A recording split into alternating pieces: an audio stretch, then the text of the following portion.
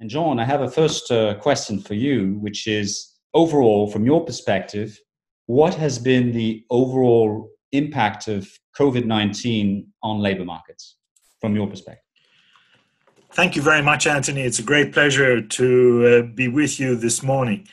I think it's fair to say that the COVID-19 crisis has produced the biggest shock to the labor markets throughout the global economy that we've witnessed since probably the Great Depression.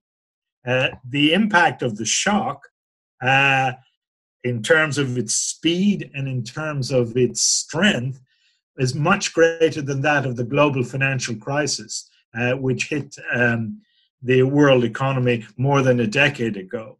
Indeed, I think it's quite informative to note that the ILO points out that something like over 90% of the world's workers are engaged in workplaces or in activities where there has been a lockdown, either complete or partial, of their activities. So that gives you some idea of the size of this particular shock. And it's a shock not only to the supply, because many workers, as you know, have been furloughed or restricted to work short time or even not to work at all or being made unemployed. And at the same time, there's a shock to demand in the sense that many households and many enterprises have lost a lot of income in the process. So you have a double shock to the labor market globally. And of course, that shock has been felt unequally across the workforce. When we look at the sectors that have been most impacted, which are hospitality, tourism, transport, and related sectors, then you find that these are sectors which typically employ more young people, more women. They are, in many cases, low-paid jobs. And in many of the emerging and developing countries, they are also sectors in which there are very large numbers of informal workers. And so there you have a picture of what has been a major, major shock to the global labor markets. And in many cases, activities were instantly shut down. So many workers were, as it were, furloughed, or were put on short-time working schemes, or were simply left to fend for themselves by being laid off by their firms. And It's interesting to note that if you look at the latest ILO projections for the global labor market, that in the first quarter of this year, the ILO estimates that over 5% of global working hours were lost as a result of the crisis, and that was equivalent to around 155 million full-time jobs. But in the second quarter, they estimate that the loss of global working hours has increased to 14%, which is equivalent to over 400 million full-time jobs. And of course, the incidence of those losses has differed across the different regions. You presented a clear picture of the shock that we're facing in the labor markets under the COVID-19 crisis. So it begs the question, what should governments be doing in terms of policy in the very short term and in the medium term? Anthony, first of all, I think it's fair to say that many OECD governments and also some governments in the emerging markets and in the middle-income developing countries took very rapid macroeconomic policy reactions to try to cushion the effects of these major negative shock to the labor market. And in particular, both monetary policies continued to be very easy, but also on the fiscal policy front, we saw, as it were, a full-blown thrust of Keynesianism being introduced in many countries, with worries about public sector deficits and debts being put to one side.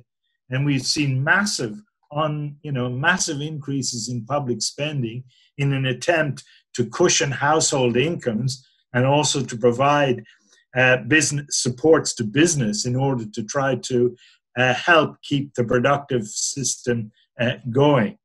So that is really, I think, been a very noticeable feature of the short-term response to the crisis. If we want to look a little bit more directly at what's been happening in the labor market, I think we can see a very clear pattern in terms of the short-term response that many countries have put in place or extended policies to retain workers in their jobs, what you might call job retention schemes, such as short-time working. Probably the best known example of this is the German Kurzarbeit scheme, but you also have in France, as you know, Anthony, the chômage partiel. You've also had in the United Kingdom for the first time the introduction of a large-scale scheme to furlong workers, which is effectively similar to a short-time working scheme. And the idea here is that governments pay firms to maintain as many of their workers on the payroll as possible by paying a large proportion of the wage cost of those workers. In the case of France, it's around 80%. In the case of Germany, it varies between 70 to 80%. And in the case of the United Kingdom, it was 80% up to a certain fixed sum per month. And the idea here is that you want to preserve valuable firm-specific human capital. That is, maintain a match between workers and their firms and their employers, on the grounds that if this shock is relatively transitory, it's most important to maintain those links and not have to bear the extra social costs associated with laying off workers and increasing unemployment. Some other OECD countries did not rely on this particular mechanism, but in fact extended unemployment insurance systems and the benefits of these systems. That was notably the case, for example, of the United States, of some of the Central and Eastern European countries, and Israel, where they expanded the generosity of the unemployment benefit system very significantly as a way of cushioning household incomes. Now, the OECD estimates that these kinds of strategies particularly worked better in the short term for the job retention countries. But of course, there comes a balance because the short term, the job retention schemes, short-time working and furloughing workers, etc., they tie workers to their firms. So long as the shock is temporary, then that's probably a very good thing. But it also means that you may be maintaining firms and workers in jobs that are not viable in the medium term when the economy recovers. So you have to achieve a balance between, on the one hand, maintaining viable job matches in the short run, but also being able over the medium term to encourage workers and capital to move from non-viable sectors and firms to new and expanding and viable firms. So that is now roughly where many OECD countries in particular are finding themselves at this point, in the hope that there won't be a significant second wave of the virus. But if there isn't, they are now looking at ways in which they can improve the reallocation of workers and jobs And to do that, they are, as it were, changing the nature of the job retention schemes. They are, for example, in the United Kingdom, at the end of August, they are now making firms pay a part of the wage cost of the workers who are furloughed, and they will phase out the scheme, they say, by the end of October. Though there may be some separate arrangements made for the most hard-hit sectors. This is, for example, Anthony, one of the issues which the Labour Market Advisory Council in Ireland is discussing, whether it isn't desirable to maintain the Irish short-time working scheme, which is called the Temporary Wage Subsidy Scheme, which is supposed to end by the end of September, whether it wouldn't be desirable to maintain this for a number of the most hard-hit sectors, particularly hospitality, tourism, air transport, etc. So that's really where we are at the moment. I think that we are coming to an important transition moment.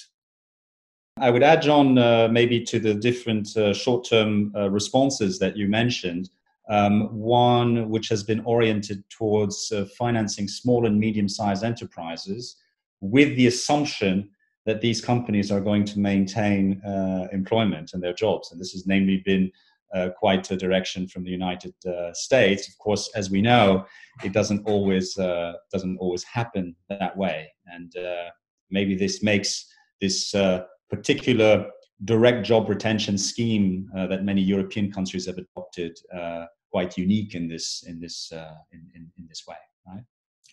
I think, Anthony, you're very right.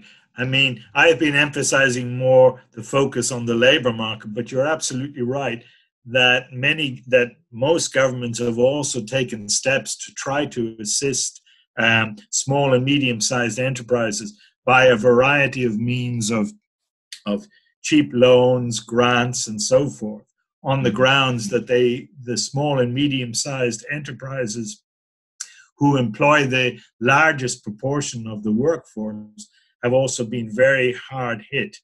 It's also important to note that many countries have put in place special help for the self-employed, because up until this crisis, in many countries, they were not covered by unemployment insurance or short-time working schemes or the like.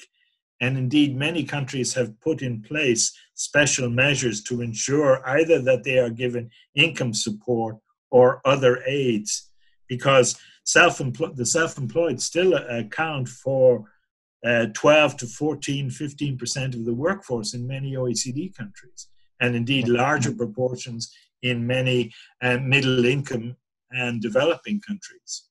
Right. Now, there was an interesting editorial op-ed in the Financial Times from Sir Christopher Pissarides, who's also chair of the Global Business Policy, Global Labor Resilience Index, of White Shield Partners. And he was exactly pointing to this issue of the extension of the support not happening with the self-employed, and whether it's by chance or not, a few days later, the policy had shifted in the UK, and it had been extended to the self-employed. So this is novel and interesting. And it's interesting to see these countries with traditionally a more free market Anglo-Saxon a model of, don't interfere too much in the economy, have almost completely reversed the mantra, if you want, and become more Keynesian than Keynes himself, and very quickly, right? Indeed. Oh, yes. Right. Now, if we turn to just a few examples that stand out for you, could you maybe cite for us a couple of examples where you thought the countries were particularly innovative in their approaches to labor policy in the context of this crisis? Yes, Anthony.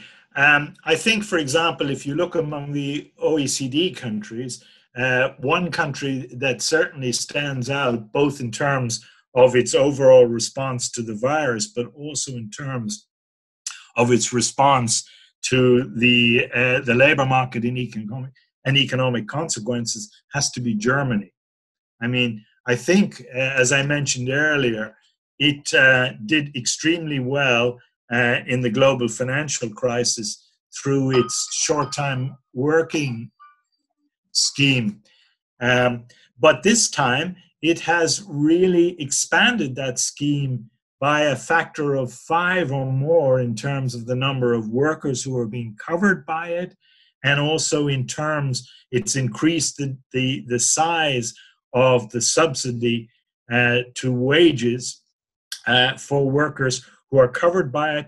And it's also introduced the possibility of workers who are on short time being able also to take up part-time jobs in other firms or other sectors, so long as the total income from both the wage subsidy and any part-time work does not exceed their previous income.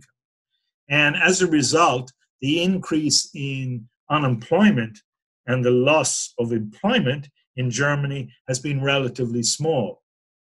I would also single out among other EU member states, Denmark, which negotiated a very innovative agreement between employers and the trade unions with some assistance from the government in order to be able to put in place very rapidly a significant short-time working job retention scheme, which they hadn't had before. So these are countries which I think have done really well.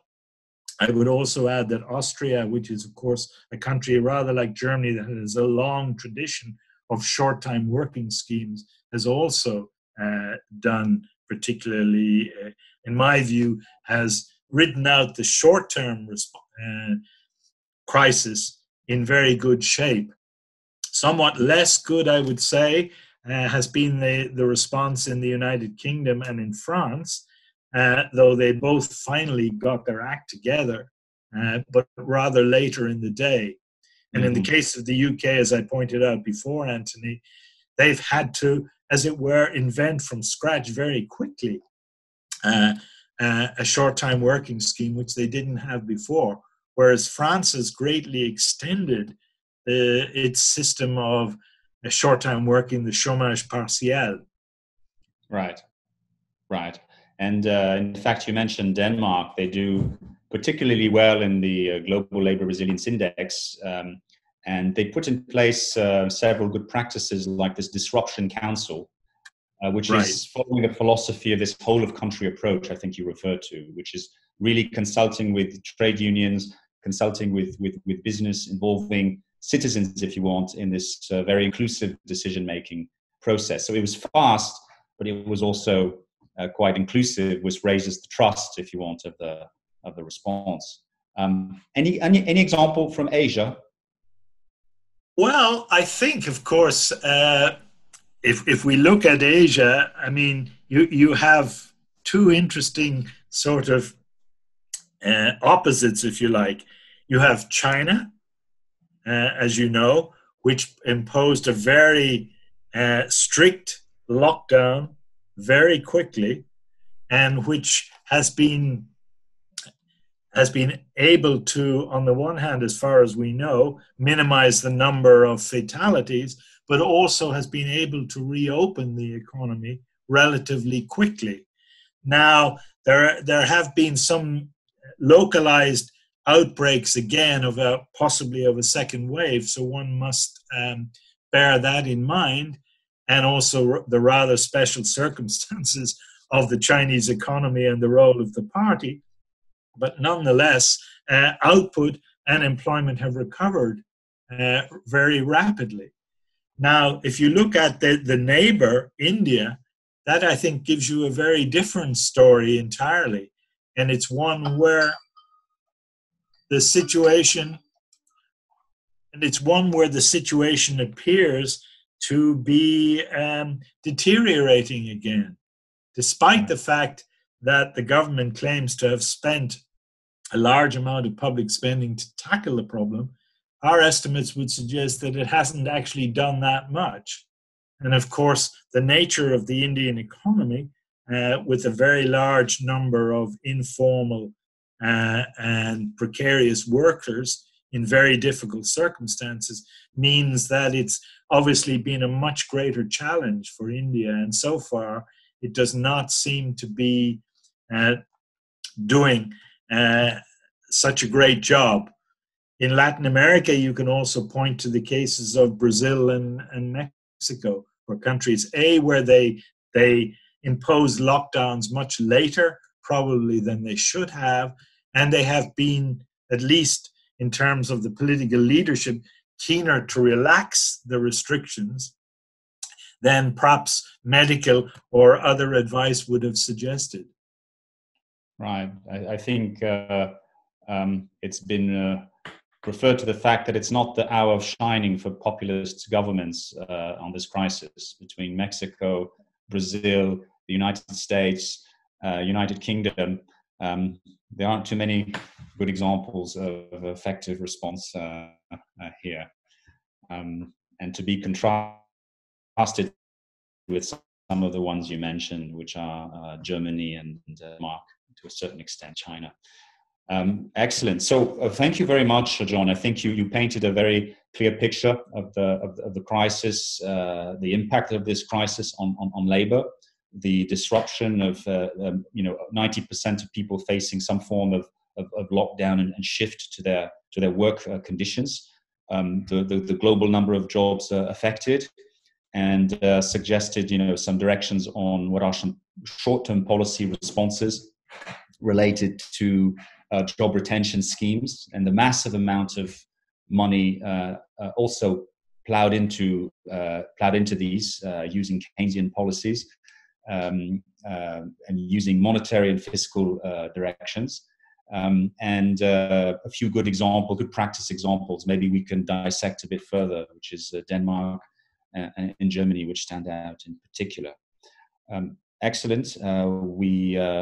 We then now close this part on labor market resilience in the face of COVID-19. And again, I want to thank John Martin, former Director of Employment and Social Affairs at OECD and Chair of the Irish Government Labour Market Advisory Council. And so Ireland has the benefit of John's current and expertise and advice in facing the navigation around COVID over the next year or so, which is going to be delicate. Thank you, John. Indeed. Not at all. It was a great pleasure, Anthony.